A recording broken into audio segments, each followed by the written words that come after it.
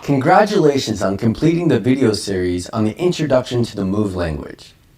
Throughout this series, we covered various fundamental concepts of Move, providing you with a solid foundation to explore further into the world of blockchain development.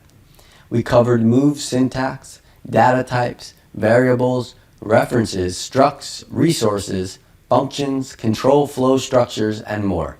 But remember, this is just the beginning of your journey.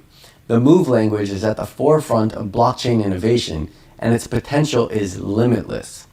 As you move forward, consider exploring more advanced topics that really showcase the incredible capabilities of Move's resource-oriented programming.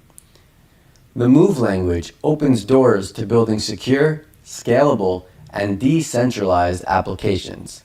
Stay curious, embrace the challenges, and always keep learning.